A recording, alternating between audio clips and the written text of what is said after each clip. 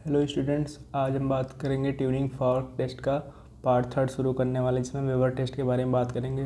तो हमने पार्ट 2 में जो है रीनेस टेस्ट के बारे में बात किया था। तो हमने एयर कंडक्शन और बोन कंडक्शन कैसे देखते हैं उसको बारे में डिस्कस किया था। तो एयर कंडक्शन तो बोन कंडक्शन के लिए हम जो ट्यूनिंग फॉर्क को जो है वाइब्रेट कराने के बाद कहाँ रखते थे, मैस्टॉइड प्रोसेस के पास रखते थे।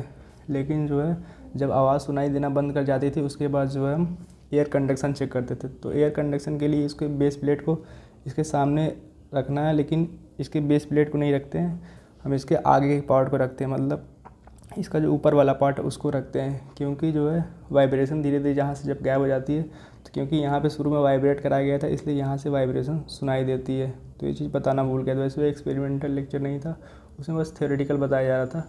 ठीक, तो आज हम बात करेंगे किसकी, वेबर टेस्ट के बारे में बात। तो वेबर टेस्ट क्या होता है? वेबर टेस्ट के द्वारा जो है हम ये पता कर सकते हैं कि पर्सन को जो है यूनिलेटरल, अगर किसी पर्सन को एक कान से सुनाई नहीं दे रहा तो पता कर सकते उसको कंडक्टिव हियरिंग लॉस है, यूनिलेटरल कंडक्टिव हियरिंग लॉस है, या फिर unilateral sensory neural hearing loss है। तो इसमें हम क्या करते हैं, सबसे पहले हम ट्यूनिंग फॉर्क को वाइब्रेट कराते हैं और वर्टेक्स पर रखते हैं, मिड लाइन ऑफ वर्टेक्स पे।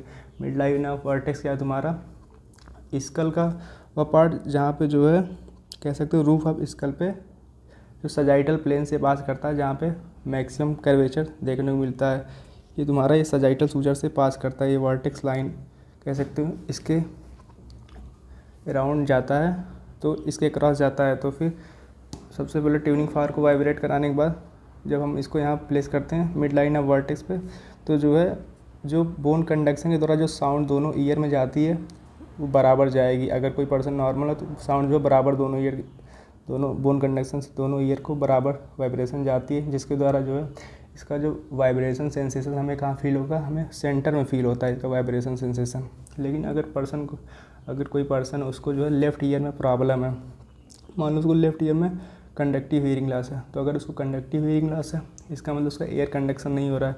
तो अगर वाइब्रेट कराने के बाद उसको हम यहाँ पे वर्टेक्स की मिड लाइन पे रखते हैं, तो उसको क्या होगा, उसको लेफ़्ट ईयर में जो है बोन कंडक्शन ज़्यादा सुनाई देगा इन कंपेरिजन टू जो उसका ईयर सही है। तो ऐसा क्यों होता है, क्योंकि उस पर्सन को कंडक्टिव हियरिंग लॉस, इसका मतलब एयर कंडक्शन सही से हो नहीं रहा है।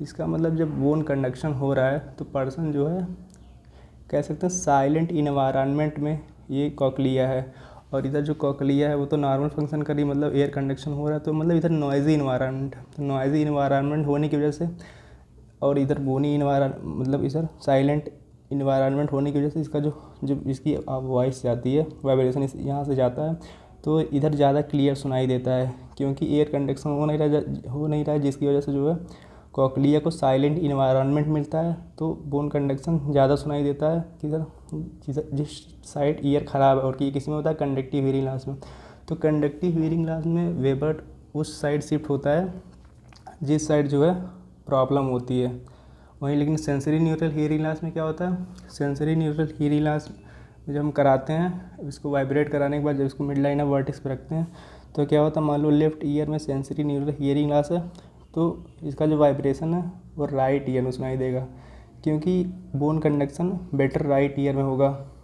बाकी एयर कंडक्शन तो दोनों तरफ जा रहा था, दोनों कॉकलिया कह सकते हैं नॉइज़ी इन्वायरमेंट में है, लेकिन जो बोन कंडक्शन होता है वो बेटर किधर होगा, राइट साइड में होगा। इसलिए जो है सेंसरी न्यूरल हियरिंग लॉस में जो है वेबर किधर शिफ्ट होता है, जिस साइड मतलब ईयर बेटर होता है, और जो कंडक्टिव हियरिंग लॉस में वेबर किधर शिफ्ट होता है, जिस साइड ईयर ख़राब होता है। तो ये था कंडक्टिव हियरिंग लॉस और सेंसरी न्यूरल हियरिंग लॉस। अगर वन साइड ईयर के वन साइड है, मतलब यूनिलेटरल है, तो हम इसके द्वारा हम पता कर सकते हैं। ठीक, तो वेबर टेस्ट में यही था। तो बाकी ये कह सकते हैं ये रीनेस टेस्ट से ज़्यादा सेंसिटिव होता है, मतलब 5 डेसिबल की भी हियरिंग लॉस को ये बता सकता है। ठीक, बाकी अगर आपको वीडियो अच्छा लगे तो लाइक करें और कमेंट करके बताएं, और शेयर और सब्सक्राइब करना ना भूलें। थैंक यू फॉर वॉचिंग, मिलते हैं नेक्स्ट वीडियो में।